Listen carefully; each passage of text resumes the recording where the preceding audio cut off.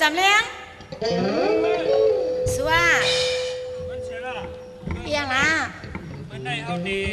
เหมือนในเฮาเด็กกอดด้วยดังสนเฮาก่อนนั่นแหละฮัลโหลไว้ก่อนได้ก็ดีมาก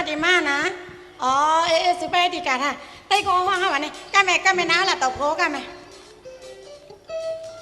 ได้ก็เอาบ้องอ่ะเดี๋ยวมาไกลวันไหนสุขภาพไหนอยู่เอามาเงินได้เขาดีกว่าวิ่งถุงข้าวก็มีเงินอีหยังมือว่ามือซื้อสูเดือเอากว่า10,000นึงไกตีหื้อมีเอาละสัวเงินอัน10,000ก็เดี๋ยวป้อเสียงหล่ะฮัลโหล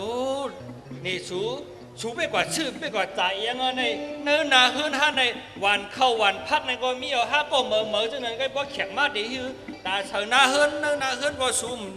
ซื้อมาเสือให้ลองสูกว่าใจตาสูจังไหนที่เคยมันหื้อเปลี่ยนล่ะปีสำเลียงเฮาเอาสูในตาสูมาไปกินเฮาใจตาสูมาป้องมาละเฮาซื้อเฮือนเฮาในไผ่มากขึ้นเผื่อแขกมาเนาะเขากว่าเฮือนเปิ้นนั่นเป็นสักทีนึงเฮือนนั่นในไผ่มาใครมีจังเดียวเฮาว่าเงินก็เอามาเงินไปล่ะมันได้หื้อมีเอาล่ะสูบ่เอากว่ามัวเอามือว่ามือซื้อไหนเฮาไปเอามาเงินเดี๋ยวไหนมีที่เฮาในก็มีตาใจกินเขาพักตาเนื้อเฮือนเฮาก็อยู่แน่ในเฮือนในเฮาล่ะโดน่ะเปิ้นมาด้วยไหนเปิ้นมาหันเงินในท้องอ่ะเปิ้นจุดด้วยแต่เหลียวในเฮาในไอ้ยี่อย่าซื้อเฮาดีกว่าในใต้ก็เฮาในเมื่อว่าห้ามได้จ่ายเงินได้ยิบเงินเปิ้นเซ่เฮาซื้อมีสิมีเสียงผักหน้าเปิ้นในซื้อมีก็อย่าเฮาล่ะสว่างสุดอายุเอามาเงินปันกว่าเงินวันนี้เราซื้อแรกอ่ะพวกมีหักกันเป็นวันในแกสุริเฮาใส่กันยังไงเมียในลีไอเปิ้นสุดอายุเปิ้นยิบจังไหนเงินน่ะนั่นก็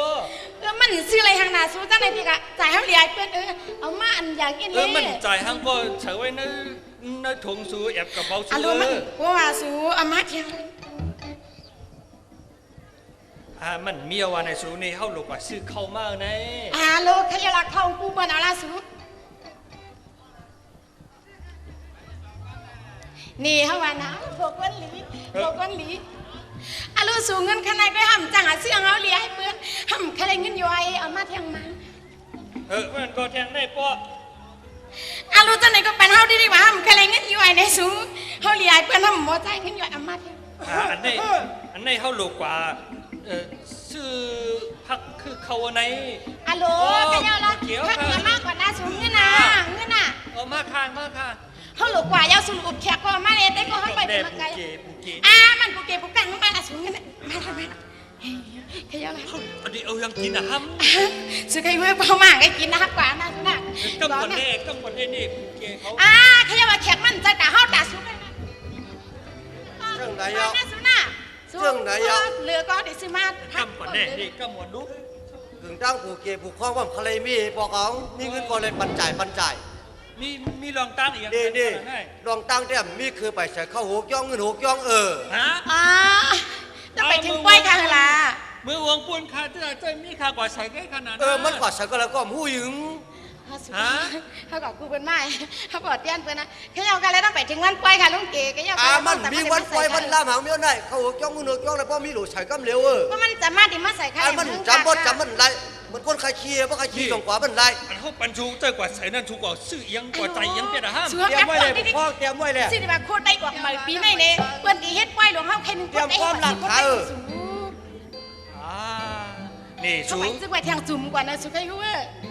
จึงสูงในได้มีจักอินเงื่อนก่อนน้ำยามดันแหงก่อนนั่นเลยสุกลาเยาอย่าไปวันของเขาดีกว่าคนใจของหาเที่ยงกว่าแล้วกว่าเพื่อนออกมาหางก็มีส่วนอะไรหนึ่งนั่นในสุมีสิเล็กแค่สุกี้วันนั้นพี่จำเลี้ยงนะเขาดีกว่าน่ะสวัสดีนั่งสุกกว่าสุกี้เดี๋ยวหน่อยตีว่าเหรอใจจำเลี้ยงได้จังฮือค่ะละบุกเก็บวอกเขาค่ะเมื่อถึงมาเขาดู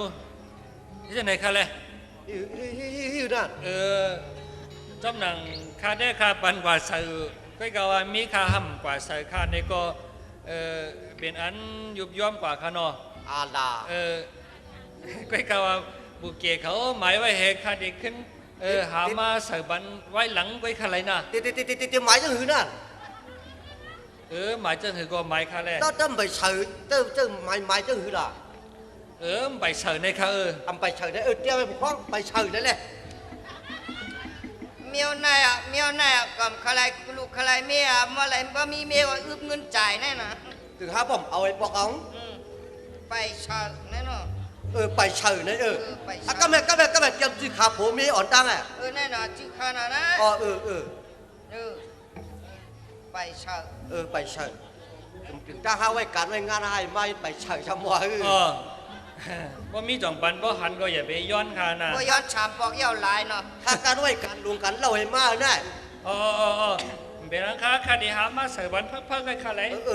อย่าไปให้มันหลอด3 วันน่ะ มันปุ่น3 วันกว่าในมุนเจ้าพันดินหลาเขาอ่ะ แล้ว มาดีกว่าก่อนเมื่อนั้น